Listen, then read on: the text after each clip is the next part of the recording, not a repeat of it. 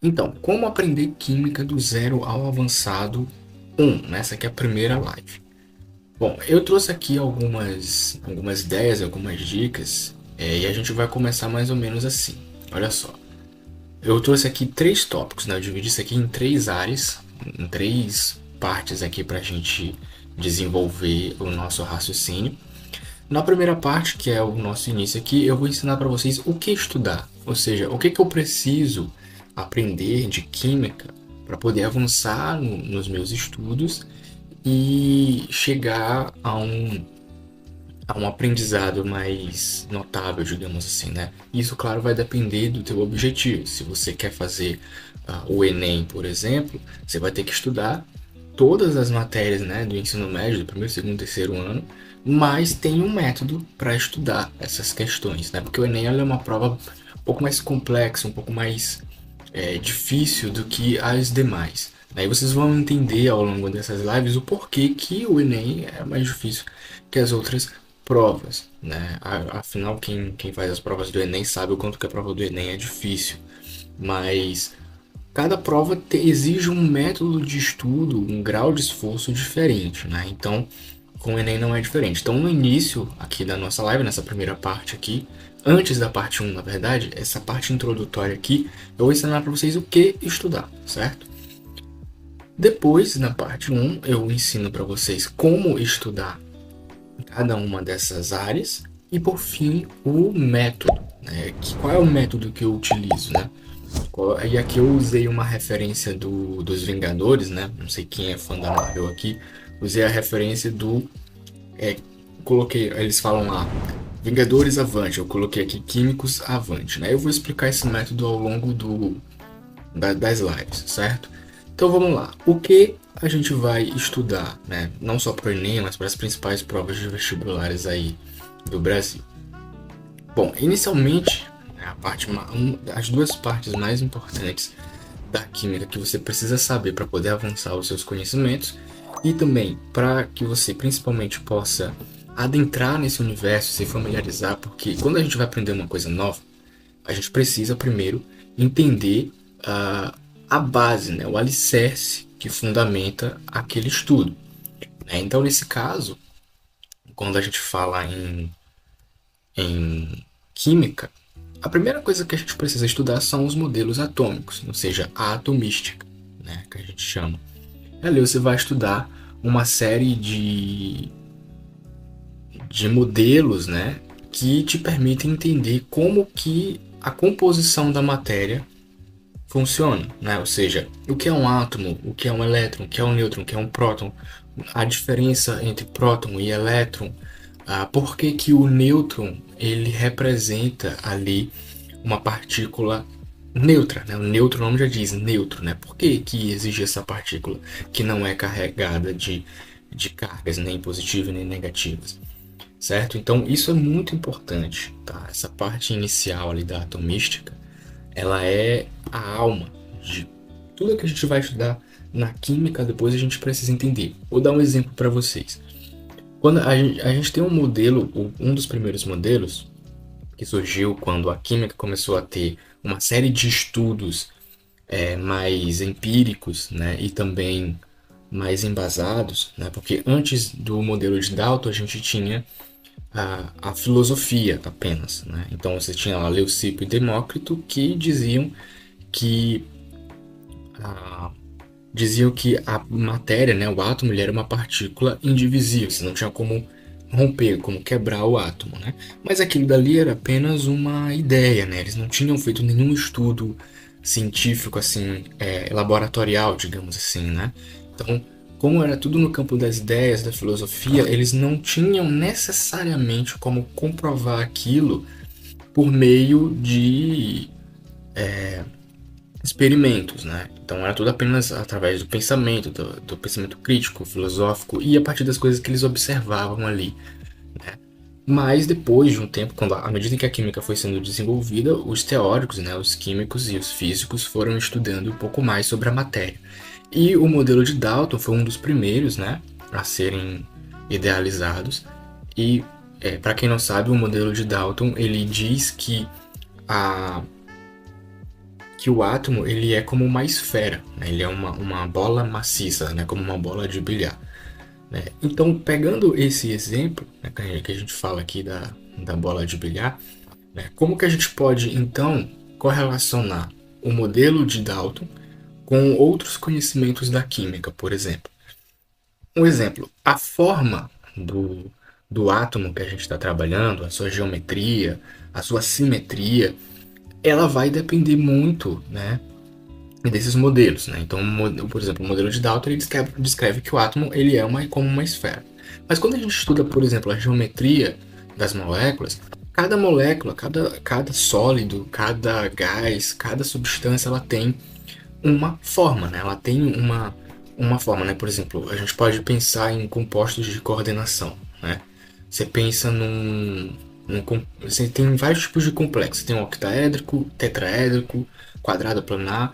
Tudo isso é uma forma deles, né? No caso, o complexo octaédrico, ele tem um formato de um octaedro, né? Ou seja, quem manja um pouco de matemática sabe que o octaedro ele é uma forma geométrica, né? Então a forma daquele complexo, a forma daquela substância é de um octaedro, né? A gente pode pensar, por exemplo, no óxido de estânio, que já tem uma forma tetragonal, né? Então ele tem uma forma meio que de um tetraedro ali.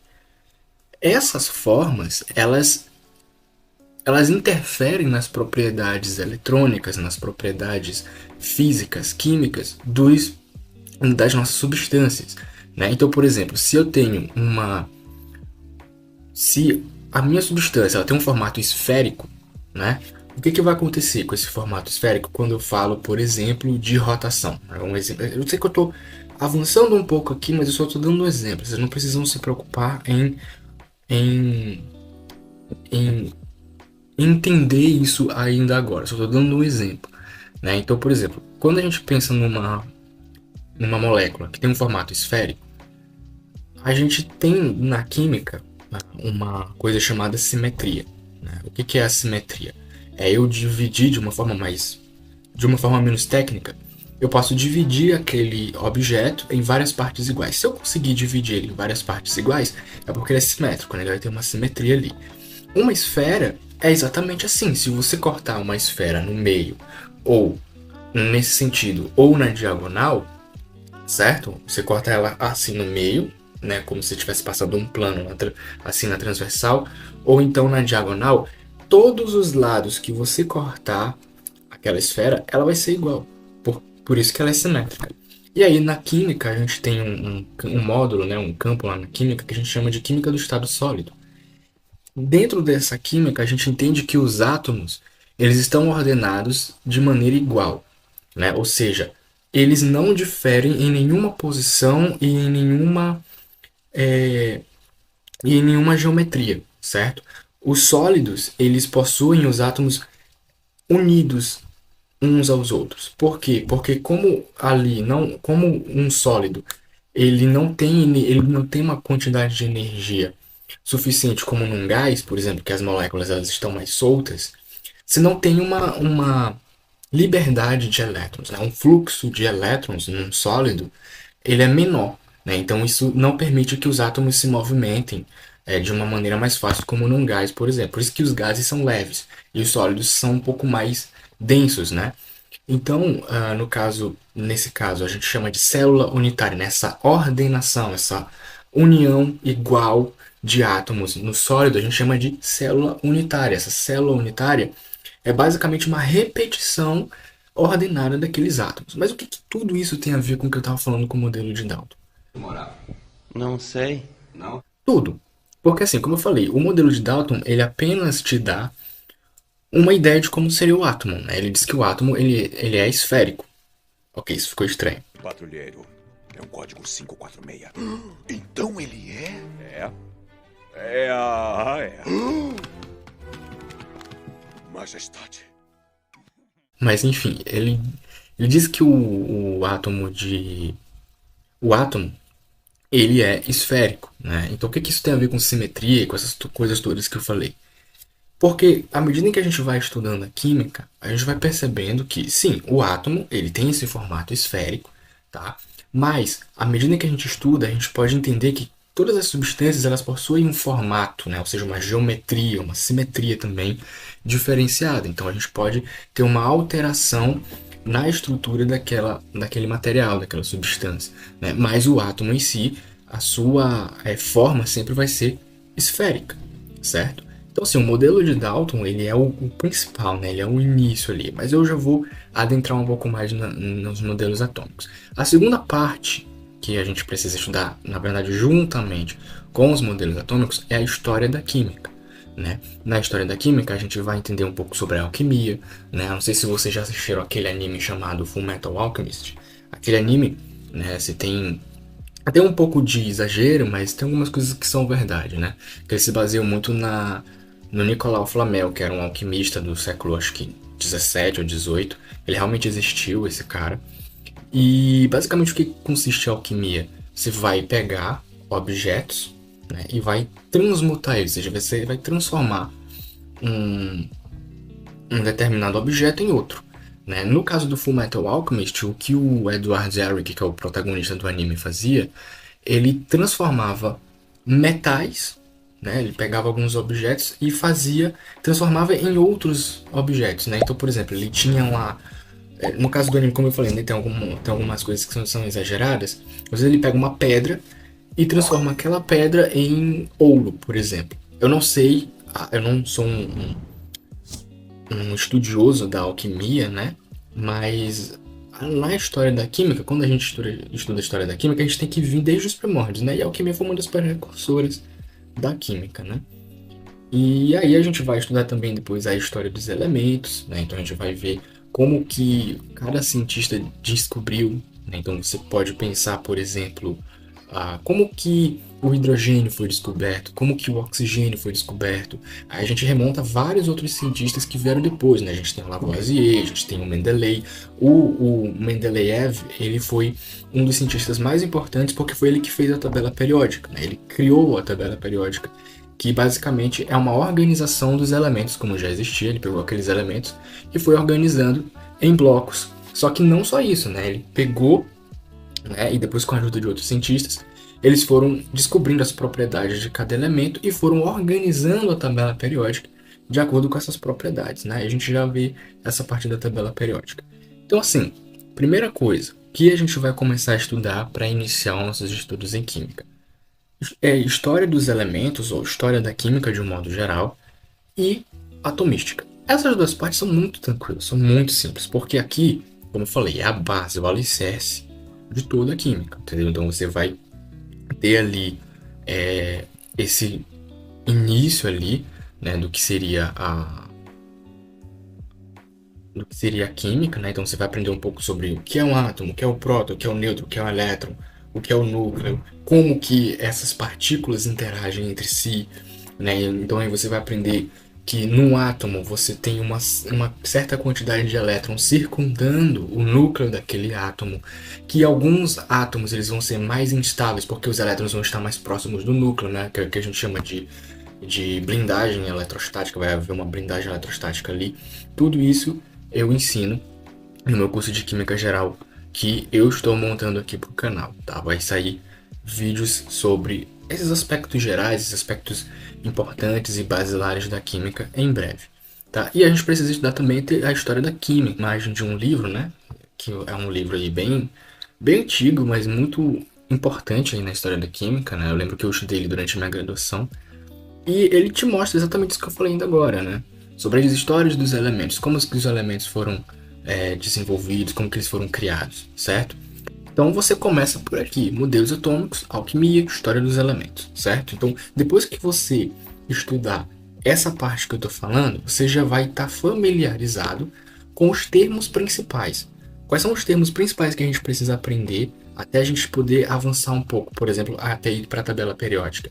Entender o que é o átomo, o que é o elétron, o que é o próton, o que é o nêutron, o que é o núcleo, entender a história dos elementos, por exemplo, o que é o hidrogênio, o que é o carbono, entendeu? E é uma outra dica que eu dou para vocês também. Pesquisem, não só nos livros, mas pesquisem também, por exemplo. Todo mundo sabe, todo mundo ouve falar que o carbono é o elemento que compõe a matéria orgânica, né? Então, quando a gente fala de química orgânica, a gente basicamente está falando de carbono. Não tem como falar de química orgânica sem lembrar do carbono, né?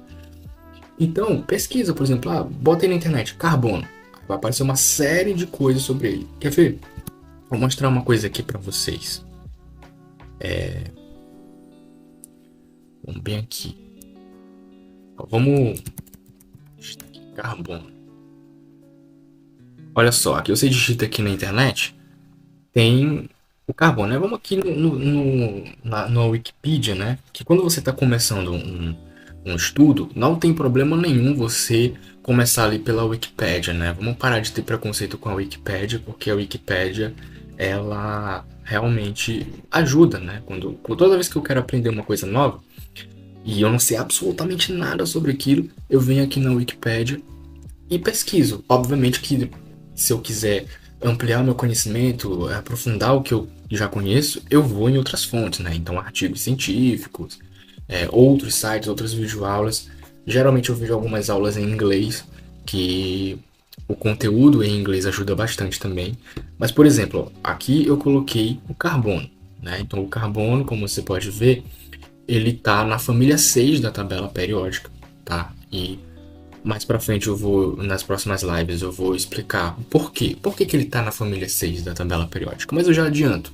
Ele está na família 6 porque ele pode fazer até 4 ligações. Todo elemento da família 6A pode fazer até 4 ligações.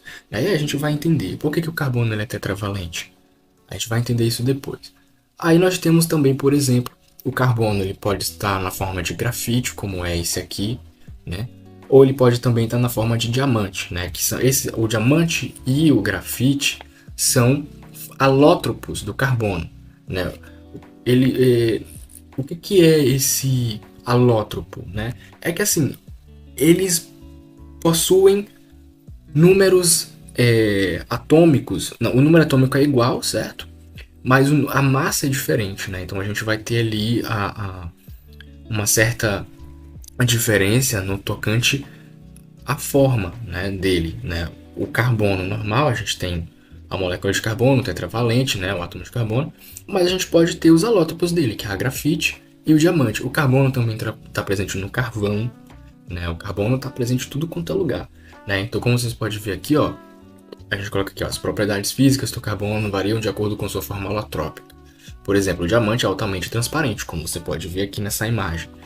E já a grafite, ela tem essa cor aqui meio preto, prateado, né? Uma cor meio brilhante assim, né? Então aqui você pode pegar uma série de informações sobre o carbono. Você pode pegar o raio atômico, a série química dele, ó. Isso aqui é importante. O que é a série química? É na tabela periódica onde que ele está. Ele é classificado como metal, como semimetal, um ametal, um lantanídeo? Não, ele é classificado como um não metal, ou seja, ele não vai transferir carga, ele não vai perder elétrons, o negócio dele é ganhar elétrons. A gente vai entender isso aí com o passar do tempo, né? Aí temos a densidade, dureza, que isso é importante quando a gente vai criar um material, né? Quando a gente vai fazer, por exemplo, um exemplo aqui, tá? Uma mesa, vamos supor que você quer criar uma mesa e a base dela ele é feito a partir de carbono. A matéria-prima daquela mesa é carbono, vamos supor assim. Eu não sei qual é o tipo de mesa que tem o carbono como matéria-prima, mas vamos supor que a única matéria existente dele seja o carbono. Para que esse meu material seja resistente, ele tem que ter uma densidade, uma dureza muito alta. E aqui o carbono, ó, na forma de grafite, ele tem uma dureza de 2.267 kg por metro cúbico. Ou seja, ele é bastante resistente, então dá para você construir esse material a partir dele, né? E aqui você vai buscando uma série de outras informações, né, sobre o carbono. Ele pode formar compostos inorgânicos, como o dióxido de carbono, o ácido carbônico, né, como vocês podem ver aqui, ó, o CO2, né, o dióxido de carbono, que é aquele gás que é liberado pelo escapamento do carro, né, também pelas indústrias, né, ali. Você percebe que o dióxido de carbono, ele atinge muito, né? Você vê nas notícias a atmosfera, a questão do aquecimento, né?